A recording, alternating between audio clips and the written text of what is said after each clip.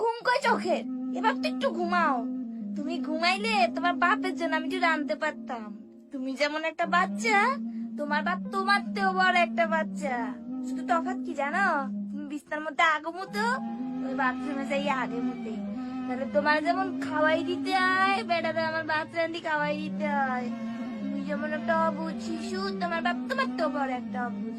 বুঝেছো? বুঝেছো মা?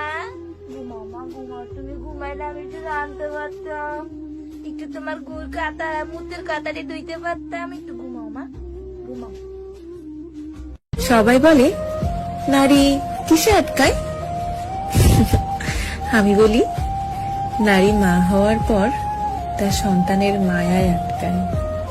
তুমি শুধু আমার, বাবার দিকে তাকাবে না, ঠিক আছে? প্রমিস? প্রমিস? এই দেখ,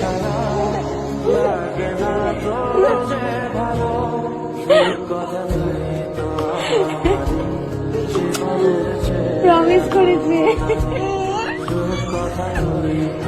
প্রমিস তো?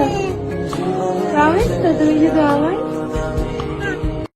এত কান্নাকাটি করতেছো কেন তুমি? তোমার সমস্যা কি? কই তোমার বাপের কোলে গেলে তো তুমি কান্দো না, সে আমার কাছে আসলেই তোমার কান্দতে হয়। তোমার বাপ একটা এত করে আমার বকাবকি করে গেল। তুমি কোথায় ছিলা? হ্যাঁ, তুমি কোথায় ছিলা? তোর বাপকে তো লাথি মারতে পারোনি। তুমি শুধুমাত্র আমার পেটেই লাথি মারছো। আমার এই লাথি মারতে পারো, তোর বাপ পেটে লাথি মারতে পারো না। আমার যে বাপ তো বকাবকি করে, বাপের বেটি তুমি তাই না? বাপের বেটি তাই না তুমি? এই জন্য এত বাপকে ভালোবাসো? সেটা আমারই পেট থেকে বের হয়েছে। তুমি আমাকে ভালোবাসো না?